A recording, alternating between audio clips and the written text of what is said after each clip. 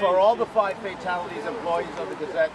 Are all 5 fatalities employees of the Capitol? I can't confirm that.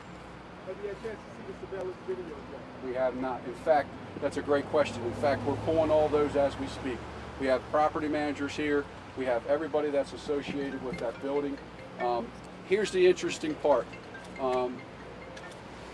Governor Hogan and Mr. Hsu, our county executive, has mentioned this numerous times.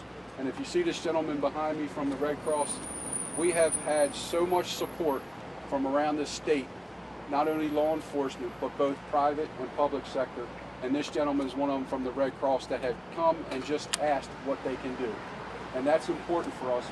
We have to take care of a lot of people in a scene like this, not only police officers, but our victims' families, and then we have to get everybody back to normal, right? That's our job. So that's Chief, why we have these people here. Chief, can you tell us anything about how he was apprehended, and did he say anything to those responders? I can't. That's part of the investigation, and when I'm able to give that information to you, I will. Did the papers have any security in place given the fact they got threats? Chief, how about his age? Late 30s. Was there any security in the building given the fact they were dealing with threats? We don't know that yet. That's part of the investigation. We're looking into that as well. Based on the threats, not to my knowledge, no. Chief, what are the threats?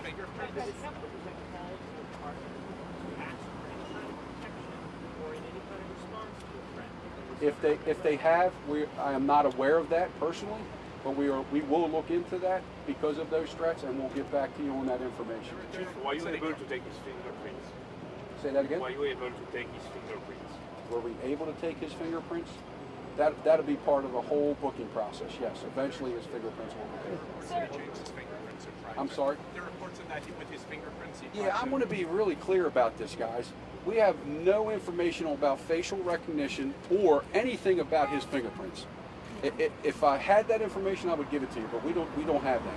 Chief, as you're trying to verify the social media account, can you talk about the specificity of the threats? Can you talk about the threats? What kind of threats were made against the Capitol? What I can share with you now is they were general threats towards the Capitol. The Capitol is a media outlet. But I mean, was it saying, I want to kill somebody? Was there harm they were threatening? Or was it just saying, I'm never going to buy your paper again? Give us an idea of the level of threat. It's a good question. So when I have that information available to you, I will be more specific on the threats. Can you say that they were violent threats? The threats were about a specific story? No. Can you say that they were violent threats? They indicated violence. Were they targeting anyone in specific at the paper? Were they motivated threats? Can't answer that. Was he targeting anyone specifically? We do not have we have no knowledge at all that he was targeting anyone specific at the Capitol. So what about extra ammo Has the or Union Capitol talked to you at any point recently about some concerns or threats? Have they personally contacted you? Did you guys have a conversation with that? No. Look, I want to be clear about another point. The Capitol newspaper is our local newspaper. We interact with the Capitol newspaper daily. Lieutenant Frazier is our public information officer. We have friends at the Capitol newspaper. We speak with these men and women on a daily basis to get stories out that are important to the citizens of this county. So we're here, we're invested, we're going to get this investigation right, and we're going to come back and we're going to give you credible, confirmed information to answer Chief, all when do your you think you're going to have a questions. name on the suspect? Sue. Was there a boosted One more. police presence after the threats were issued? Say that again? Was there a boosted police presence of any kind after the threats were issued? No. I'm just curious, Chief, Have any Last one. employees been able to help ID?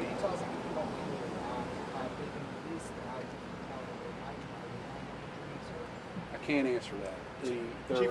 We have 2 individuals at Anne Arundel, and then we have 1 at Shotgun. All right, Chief, one was there more, any that's it. indication that he had any tactical training of any kind? No, we do not know that yet. And Chief, So are you going to release a name tonight? Yeah, so just to update you guys with the next briefing. So we don't anticipate having any further information until tomorrow morning with releasing the suspect's name. As you know, there's a lot of investigation that's going on right now, so we don't want to jeopardize any of that.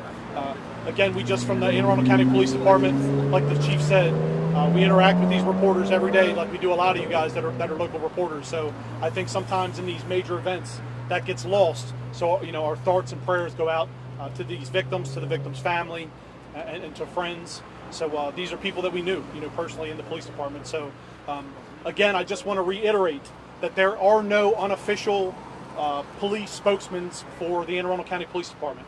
All of the information that you guys will get will come from me. Most of you here know me, know that it's going to come out as soon as we get it. As soon as I have information, it will come out to everyone, either social media or through one of these briefings. So we don't anticipate having any more information until tomorrow morning. So I will put out tonight on social media, when we can make a decision with investigators, when a good time to have the next briefing to give the information out that you guys want and that you guys need. And we'll make that decision, and I'll put that information out as soon as possible. Have you spoken to the editor-in-chief of the Capitol? We're speaking with numerous people inside that building. We had 117 people that we evacuated out of that building. Many of them are witnesses. So we have detectives that are interviewing essentially over 100 people, as well as the suspect